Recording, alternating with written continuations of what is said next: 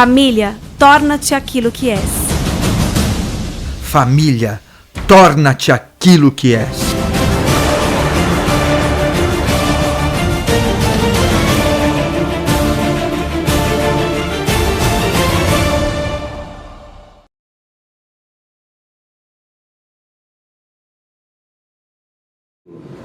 Não. Em nome do Pai, do Filho e do Espírito Santo. Amém. Vinde, Espírito Santo, enchei os corações dos vossos fiéis e acendei neles o fogo do vosso amor. Enviai o vosso Espírito e tudo será criado e renovareis a face da terra. Oremos, ó Deus, que instruís os corações dos vossos fiéis com a luz do Espírito Santo, fazei que apreciemos retamente todas as coisas segundo o mesmo Espírito, e gozemos sempre da sua consolação, por Cristo Senhor nosso. Amém. Ó Maria, sede da sabedoria, rogai por nós. Em nome do Pai, do Filho e do Espírito Santo. Amém. Podemos nos assentar. Boa tarde. Em 2002, sob o pontificado de São João Paulo II, a Congregação para a Doutrina da Fé, cujo prefeito era o cardeal Ratzinger, futuro Bento XVI, emitiu uma nota doutrinal sobre algumas questões relativas à participação e comportamento dos católicos na vida política. Ouçamos. Se o cristão é obrigado a admitir a legítima multiplicidade e diversidade das opções temporais, é igualmente chamado a discordar de uma concepção do pluralismo em chave de relativismo moral.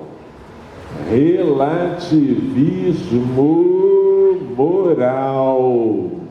Nociva à vida democrática, que tem necessidade de bases verdadeiras e sólidas, ou seja, de princípios éticos que, por sua natureza e função de fundamento na vida social, não são negociáveis. Nota doutrinal número 3. A nota doutrinal cita vários princípios inegociáveis, entre os quais o repúdio ao aborto e à eutanásia, o respeito ao embrião humano, a tutela e a promoção da família e a garantia da liberdade da educação que os pais têm em relação aos próprios filhos. Com essas coisas não se negocia.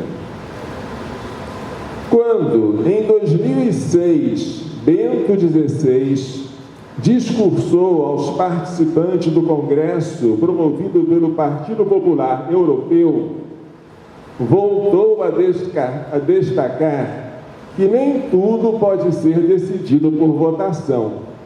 Há valores não negociáveis que cabe ao homem apenas reconhecer e respeitar. Ouçamos o Santo Padre.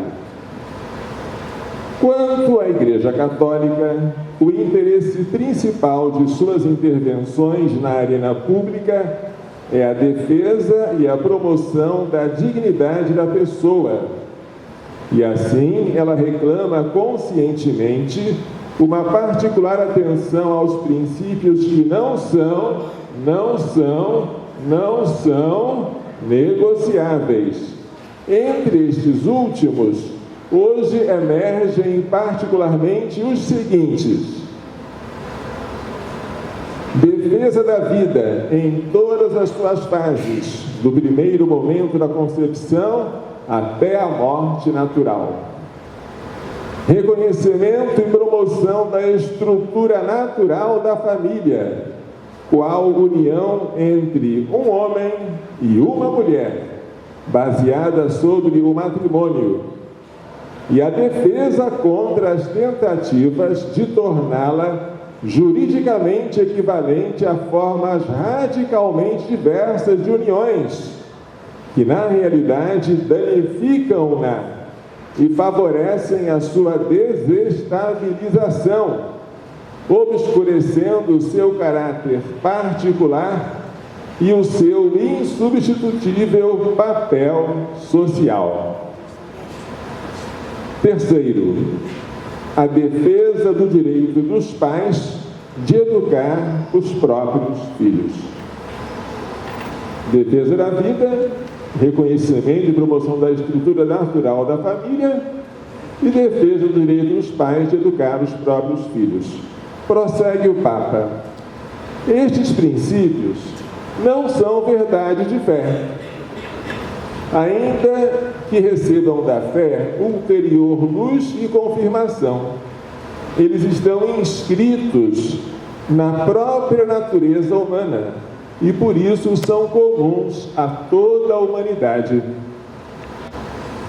A ação da Igreja ao promovê-los não tem, portanto, caráter confessional, mas é dirigida a todas as pessoas, prescindindo de sua filiação religiosa.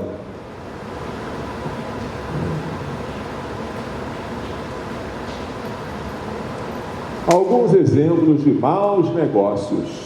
Negócios que foram feitos com valores inegociáveis. Estamos em 1988, na Assembleia Nacional Constituinte. E uma deputada, eu não vou dizer o nome dela, porque todas as pessoas, ao relatarem a história, sempre procuraram omitir o seu nome. Uma deputada constituinte, embora o fato tenha sido público.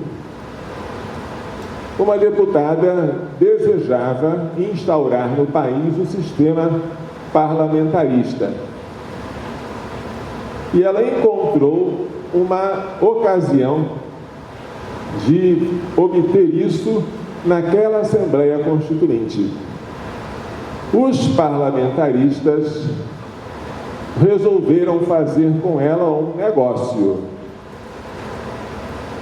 Entregar a ela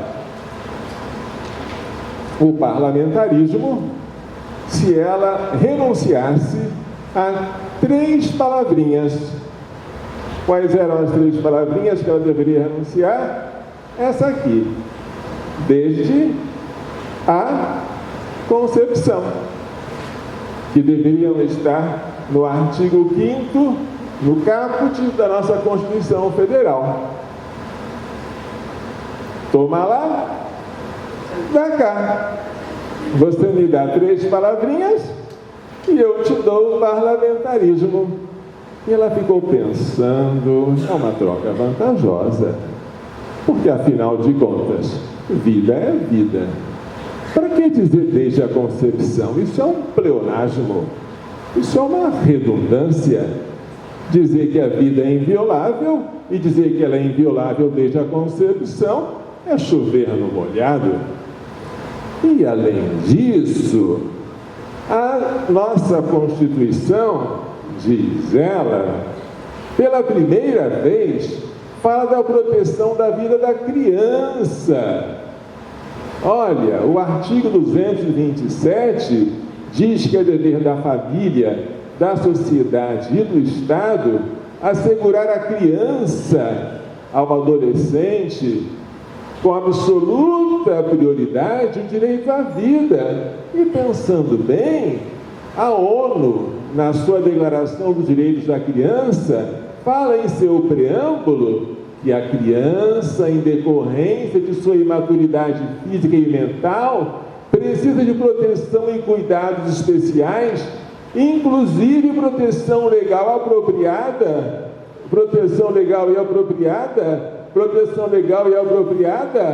antes e depois do nascimento. Achei um jeito de enganar os abortistas, sem que eles saibam que estão sendo enganados.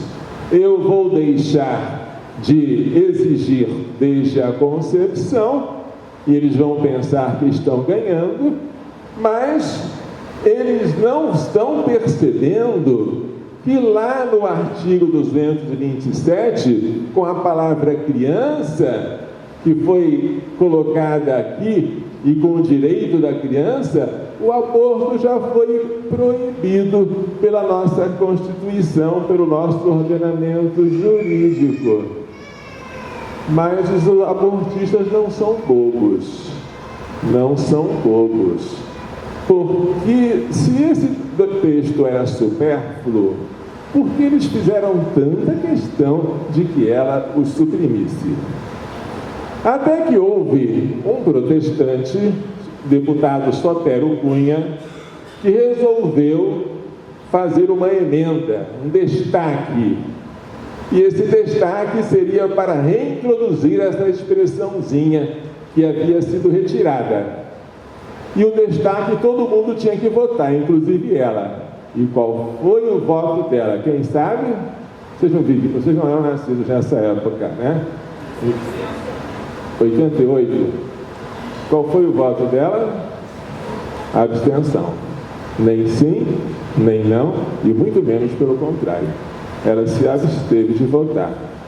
Naquela época, eu me lembro, eu era seminarista, morava no Rio de Janeiro, o cardeal Eugênio Salles escreveu contra ela. Ele não queria acreditar no que estava acontecendo. E ela respondeu com esse argumento da palavra criança, que segundo a ONU incluía o nascituro. Dom Manuel Pestana, que na época era bispo de Anápolis, ele foi violento contra essa moça. Dom Manuel é fogo também, né? Ele não tinha papas na língua. Ele disse para ela: suas mãos nunca se limparão do seu sangue. Nossa, terrível. A coisa foi séria. Mas vejamos qual foi o que aconteceu. O que é que aconteceu? O que aconteceu é que o parlamentarismo não entrou. Entrou foi o presidencialismo, em 1988. E o direito à vida desde a concepção também não entrou, né? Fez falta? Fez. E muita falta, né? Porque a declaração dos direitos da criança, embora dissesse que a criança tem que ter proteção legal antes e depois do nascimento, não diz que essa proteção tem que começar desde a concepção. Antes, mas quando é que começa esse antes? Começa 5 minutos antes do parto? Sei lá quando? Cada um interprete como quiser, não é?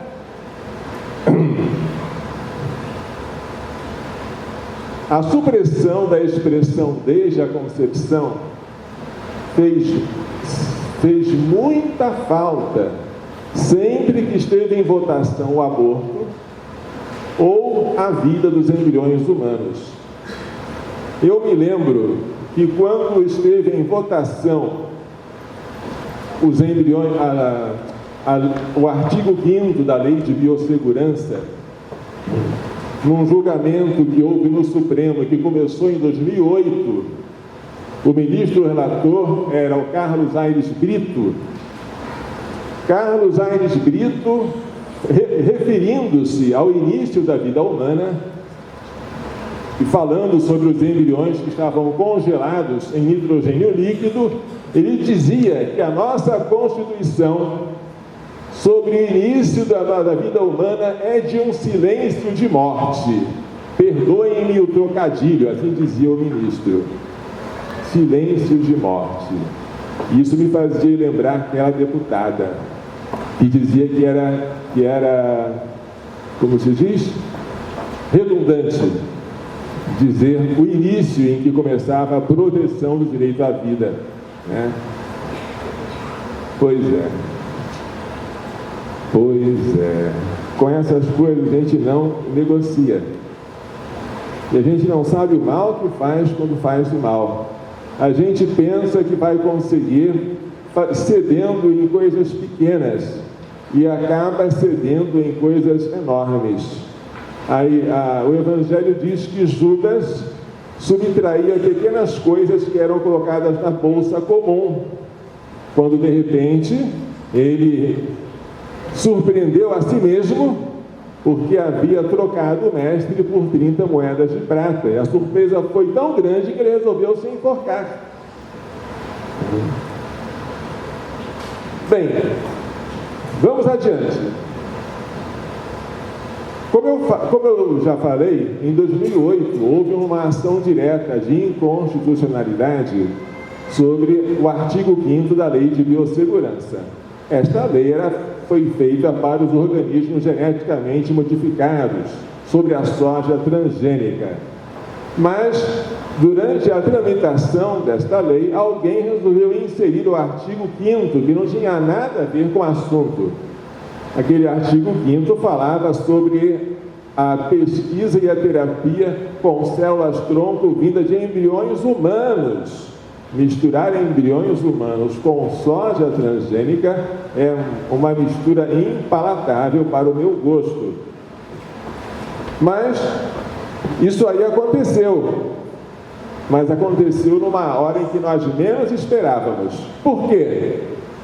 Porque naquela ocasião havia assumido a presidência da mesa da Câmara dos Deputados o nosso grande defensor da vida, deputado Severino Cavalcante, que sempre esteve ao nosso lado, com o qual sempre pudemos contar, e que já havia feito um projeto de emenda à Constituição para reinserir as sagradas expressões desde a concepção no artigo 5º da nossa Constituição. Não conseguiu, mas ele havia tentado.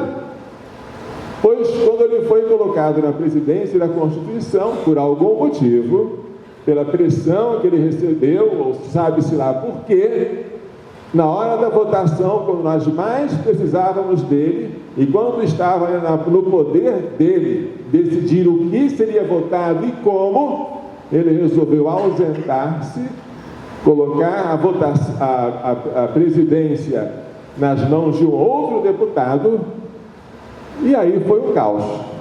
Aí nós perdemos, e perdemos tudo. E a Lei de Biossegurança foi aprovada, inclusive com a permissão para a destruição de embriões humanos sob o pretexto de pesquisas e terapias com células-tronco embrionárias. E foi uma coisa muito triste. Triste porque foi feita com o nosso amigo.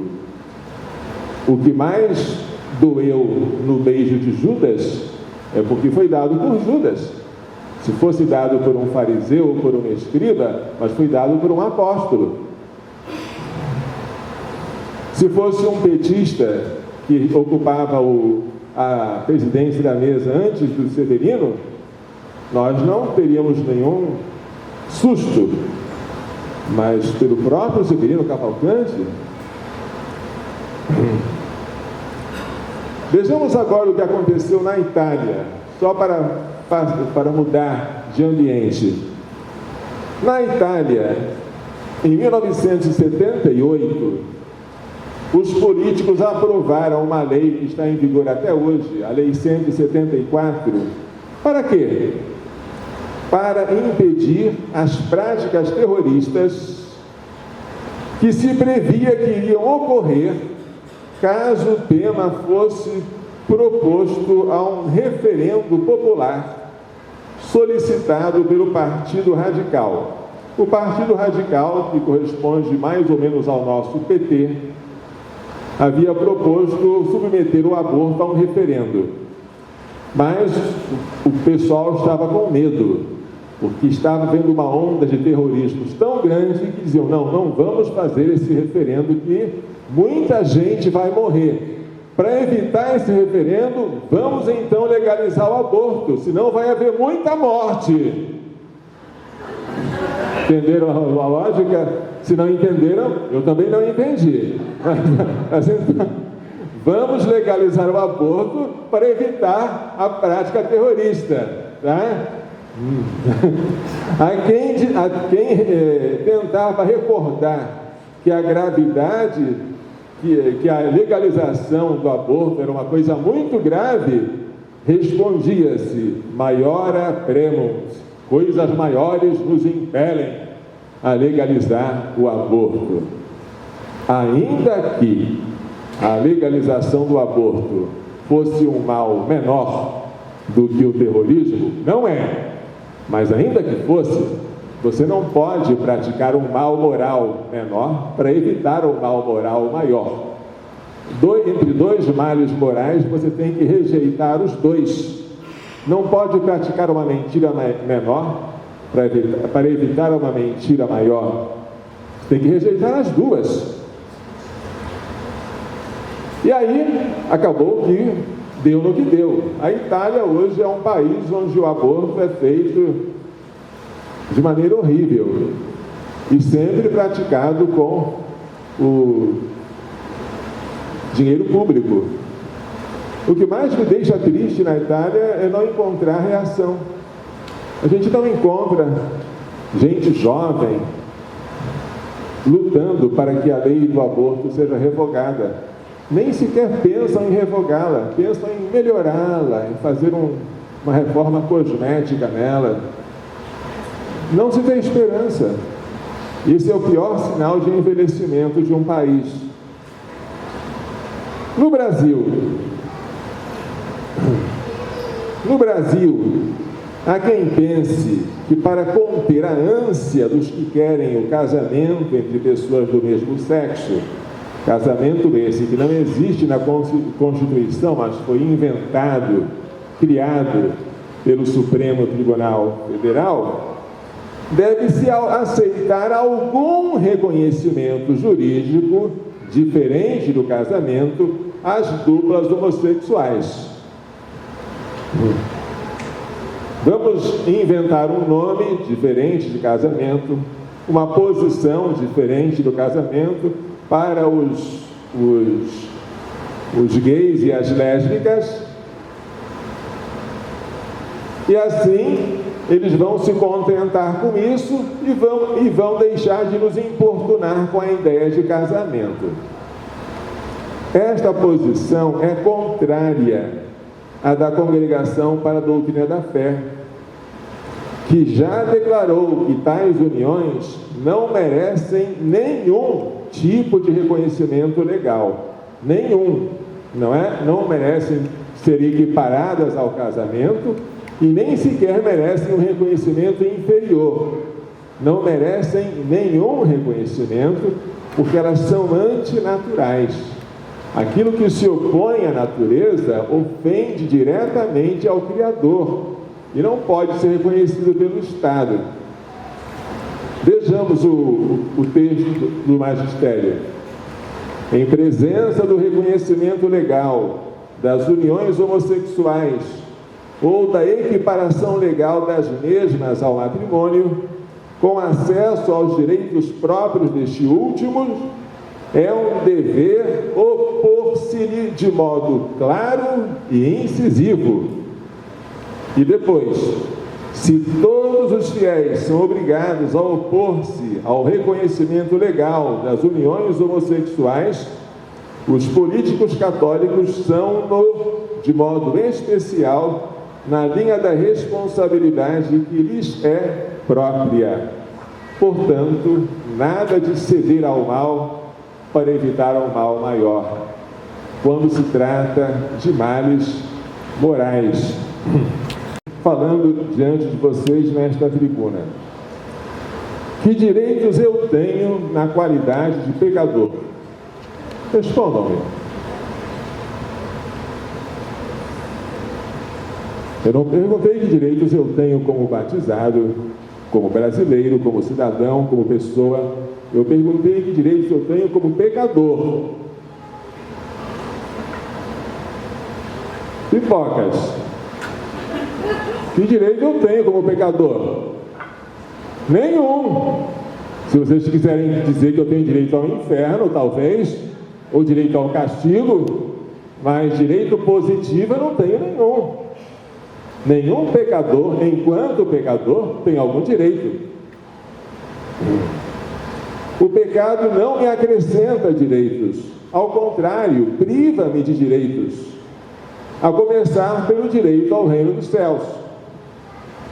Assim, seria ridículo elaborar uma carta dos direitos do pecador. Absurdo. Se eu tenho alguns direitos, tenho como pessoa criada à imagem e semelhança de Deus, tenho como filho de Deus, como cidadão brasileiro, como herdeiro do céu, destinado a ver a Deus face a face, mas não como pecador. Ora, diz o catecismo que os atos de homossexualidade são intrinsecamente desordenados, são contrários à lei natural, fecham o ato sexual ao dom da vida, não procedem de uma verdadeira complementaridade afetiva sexual, não podem, em caso algum, ser aprovados. Catecismo 2357. Ou seja, eles são pecado. Tais atos não acrescentam direitos a quem os pratica. Logo, não é ridículo falar quais são os direitos das pessoas que praticam tais atos. Enquanto praticantes de tais atos, a resposta é zero. Os direitos que os homossexuais possuem como homossexuais, nenhum.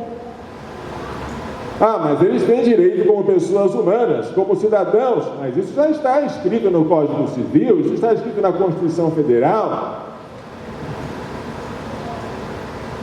Mas não faz sentido enunciar uma lista dos direitos dos homossexuais na qualidade de homossexuais. A não ser que você queira glorificar o pecado. E isso que é elementar é algo que laça a mente de muita gente.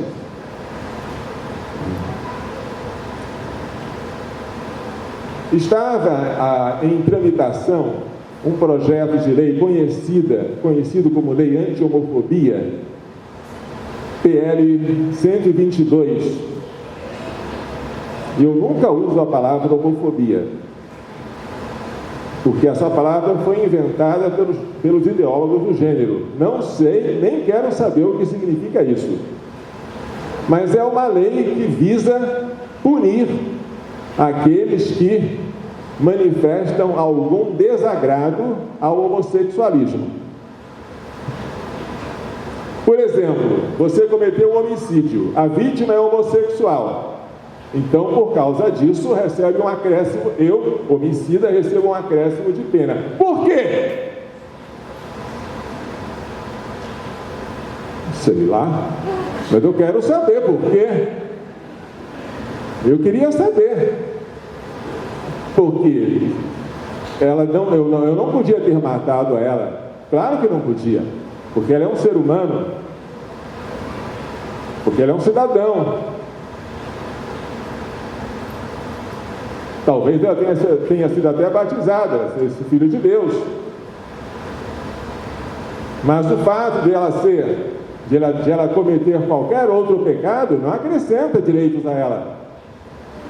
O fato de ela ser bêbada não acrescenta direito à vida. O fato de ela ser traficante ou consumidora de drogas não acrescenta direitos a ela. O fato de ela se prostituir não acrescenta direitos a ela. O fato de ela ser ladra ou ladrão não acrescenta direitos a ela. O fato de ela praticar os horríveis atos, abomináveis, atos de homossexualidade, não acrescenta direitos. Se eu agora tenho que sofrer uma pena extra porque a vítima era homossexual, então o homossexualismo é uma coisa boa.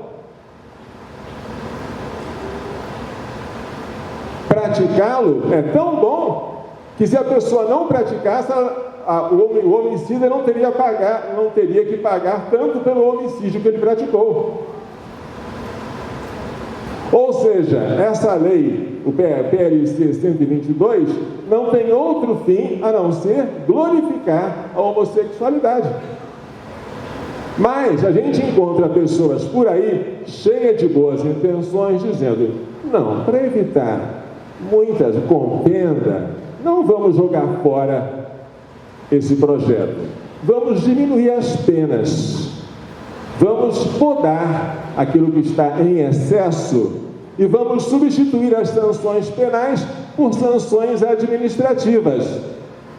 Vamos colocar coisas pequenininhas. Não dá.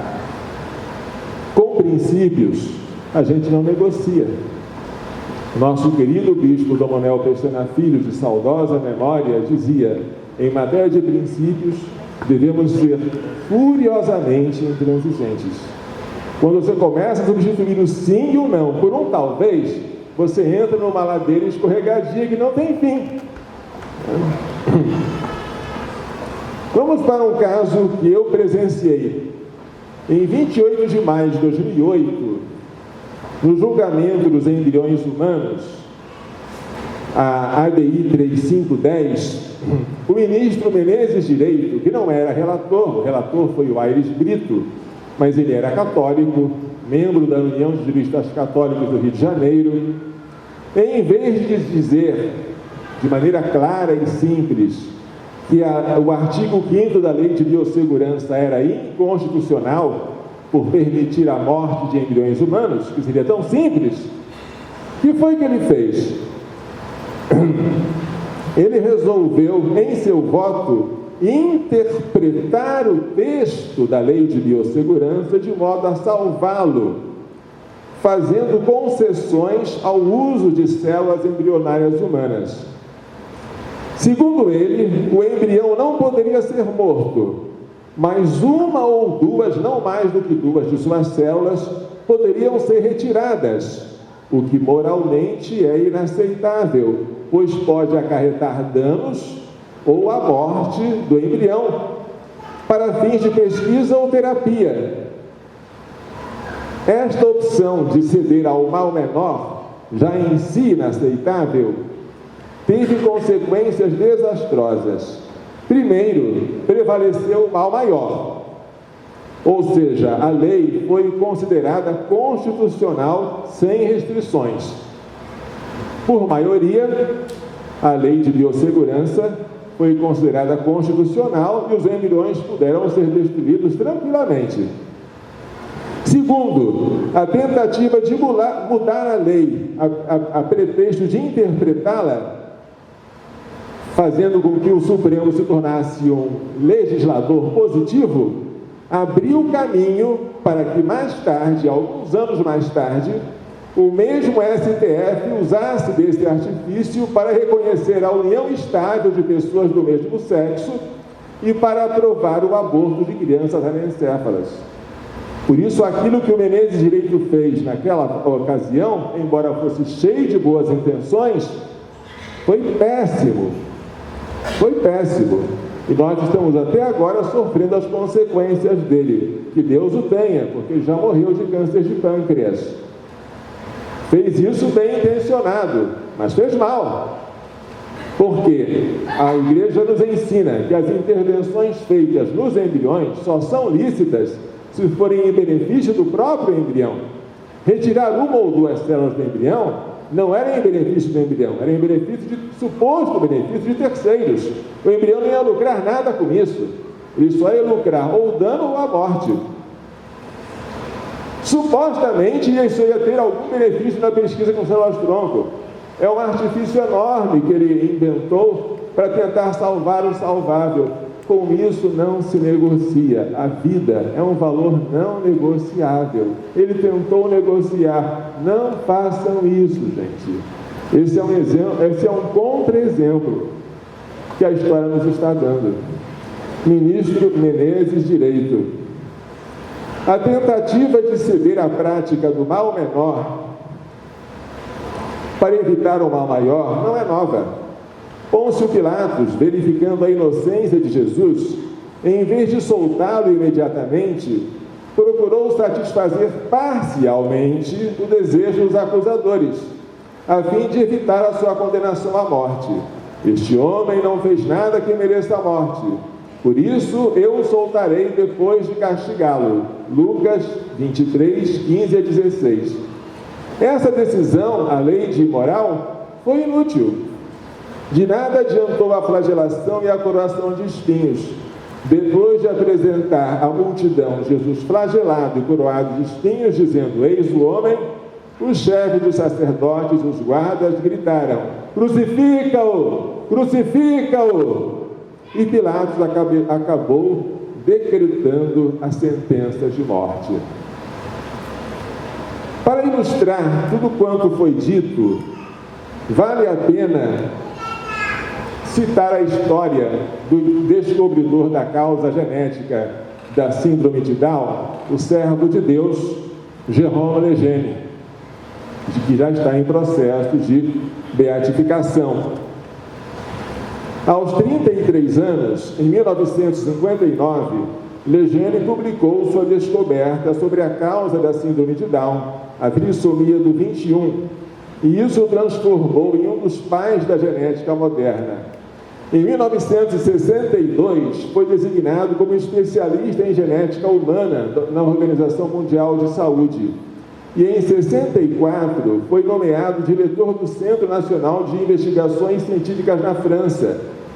No mesmo ano, é criada para ele, na Faculdade de Medicina da Sorbonne, a primeira cátedra de genética fundamental. Transforma-se assim em candidato número 1 ao Prêmio Nobel de Medicina. Aplaudido e lisonjeado pelos grandes do mundo, deixa de sê-lo em 1970. Por quê? Porque ele se opõe ferozmente ao projeto de lei do aborto eugênico. Lejeune combateu o malminorismo que infectou os católicos na França. Estes supunham que, cedendo ao aborto eugênico, freavam as pretensões abortistas e evitavam uma legislação mais permissiva. Os argumentos de Lejeune eram muito claros: não podemos ser cúmplices. O aborto é sempre um assassinato. Quem está doente não merece a morte. E por isso, e mais ainda, longe de frear males maiores, o aborto eugênico abre as portas para a liberalização total desse crime. Sua postura lhe rendeu uma real perseguição eclesial. Isso é o que dói mais, né? Perseguido por quem está dentro da igreja, que se juntou à perseguição civil, acentuada por sua defesa do nascituro nas Nações Unidas. Também em 1970, participou de uma reunião na Organização Mundial de Saúde, na qual se tentava justificar a legalização do aborto para evitar abortos clandestinos. Essa é sempre boa. Legalizemos o aborto para evitar que o aborto seja praticado. Quanto mais se proíbe, pior. Vamos legalizar para que eles possam ser feitos de maneira higiênica, segura, legal e rara. É assim que sempre se fala quando se quer legalizar o aborto. Foi nesse momento, quando se referindo à Organização Mundial, que disse: eis aqui uma instituição de saúde que se tornou uma instituição para a morte. Nessa mesma tarde, ele escreveu para sua esposa e filha, dizendo: hoje eu joguei fora o Prêmio Nobel. Alguém sabe, alguém viu o Prêmio Nobel de Medicina nas mãos de Jérôme Lejeune? Nem eu. Porém, de que vale esse prêmio? Um outro prêmio muito maior foi reservado para ele lá no céu, não é?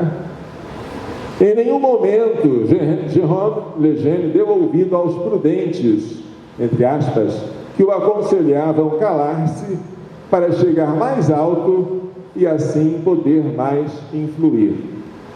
Ou seja, gente, quando se trata de valores tão grandes como esses, a vida, a família, a educação dos nossos filhos, nós temos que ser de uma intransigência furiosa, radical, mesmo que isso nos custe perder tudo. A Lejeune foi a perda da fama, a perda do Prêmio Nobel. Nós poderíamos perder tudo, mas não perdermos a graça de Deus, nem perdermos a obediência às tuas leis, nem perdermos a... Não, já acabei. Não vou durar 10 minutos, não. Eu só queria que vocês que estão aqui me ouvindo, de tudo isso que eu falei, olhassem ao espelho, ao reverso, dissessem assim: Padre, que Deus me dê a graça de fazer exatamente o contrário. Não que eu seja incapaz de fazer o que estes fizeram. Eu posso vender Jesus por menos de 30 moedas. Eu posso cometer atos de covardia abomináveis. Mas eu conto com a graça de Deus. E eu peço, pela intercessão de Maria Santíssima, que eu me mantenha fiel nesses valores. E que eu não venha negociá-los, nem ceder à tentação de fazer qualquer tipo de negócio com o maligno. Louvado seja nosso Senhor Jesus Cristo. E nossa Mãe, Maria. Família, torna-te aquilo que és. Família, torna-te aquilo que és.